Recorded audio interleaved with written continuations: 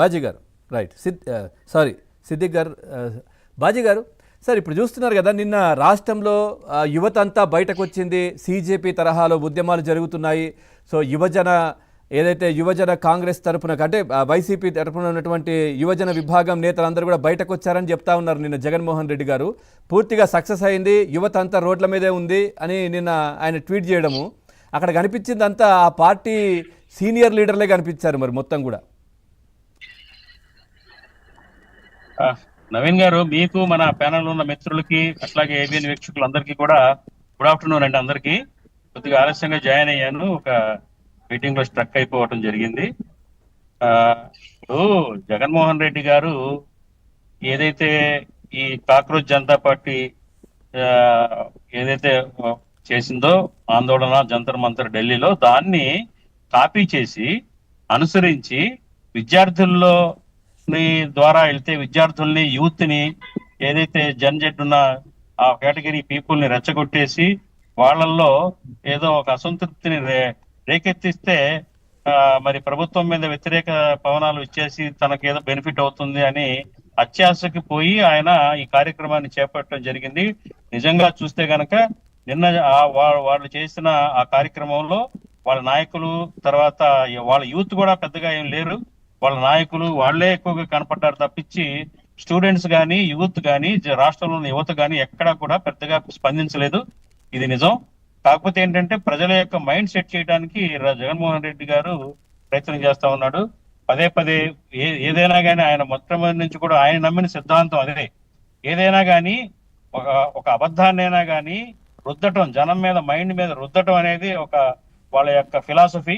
ఆ ఫిలాసఫీలో భాగంగానే బాగా సక్సెస్ అయింది, యూత్ స్పందించారు అని చెప్పేసి ప్రకటనలు చేయటం, దాన్ని ఎస్టాబ్లిష్ చేయడానికి ప్రయత్నం చేయడం జరిగింది తప్ప అది పెద్ద ప్రభావవంతంగా నిన్న కార్యక్రమం జరగలేదన్నది అందరికీ తెలిసిందే.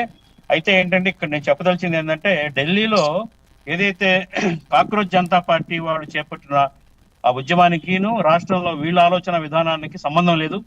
ఎందుకంటే కేంద్రంలో మరి యూత్ పట్ల అట్లాగే విద్యార్థుల పట్ల జరిగింది ఆ నీట్ లీకేజీలు, పరీక్షల లీకేజీలకి పట్ల దాని మీద ఉన్న తీవ్రత, దాని నిరసన అసంతృప్తి వేరు. దాని ఫలితంగా దేశవ్యాప్తంగా కూడా స్టూడెంట్స్ లో అసంతృప్తి పెల్లుబికింది. 21 మంది పిల్లలు ఆత్మహత్యలు చేసుకున్నారు. కాబట్టి దానికి దీనికి సంబంధం లేదు. ఇవాళ ఈయన డిఎస్సి అంశాన్ని చేపట్టడం, ఉద్యోగాలు కల్పించలేకపోయింది ప్రభుత్వం అని చెప్పడం, వీటన్నిటిని కూడా ప్రజలు విశ్వసించే పరిస్థితి లేదు.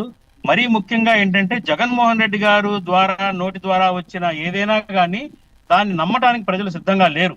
ఎందుకంటే ఆయన అన్ని అసత్యాలని ప్రచారం చేసే పద్ధతుల్లోనే ఉన్నారనే సంగతి ప్రజలందరికీ తెలుసు. ఆ పార్టీ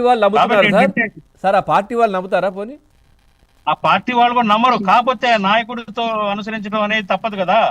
ఆ నాయకుడు మాటల్ని నాయకుడు చేస్తున్నది. ఇప్పుడు మావిగాన్ అన్నాడు, మావిగాన్ అన్నది ఒక తప్పుడు నినాదం అనే సంగతి వాళ్ళ పార్టీలో ఉన్న అగ్రస్థానంలో ఉన్న నాయకులందరికీ తెలుసు. మావిగాన్ అన్నది ఒక జోక్ అనేది కూడా తెలుసు. అయినా కానీ మరి మా నాయకుడు చెప్పాడు కాబట్టి మేము దాన్ని పాటించాల్సిందే అనే పద్ధతుల్లో వంత పడతా ఉన్నారు కదండి. జనరల్ గా ఏంటంటే మరి ఆయన వంత పడకపోతే ఊరుకోడు కదా ఆయన. కాబట్టి ప్రతిదీ అంతే, ఏదైనా కానీ నమ్మునట్టు నటిస్తారు అంతే, ఎవరు నమ్మరు. దాని ప్రభావం లేదని వాళ్ళ పార్టీలో ఉన్న నాయకులందరికీ కూడా తెలుసండి. కాకపోతే ఏంటంటే లేని దాన్ని ఉన్నదని నమ్మించి భ్రమింపజేసి ప్రజల్లో ఒక రకమైన ఎస్టాబ్లిష్ చేయడానికి, రుద్దడానికి, ప్రజల మైండ్ సెట్ చేయడానికి ఒక మైండ్ గేమ్ ఆడటం అనేది ఆయనకు అలవాటు. ఆ పద్ధతుల్లోనే నిన్న కార్యక్రమం జరిగింది తప్ప రాష్ట్రంలో ఎటువంటి ఇది లేదు.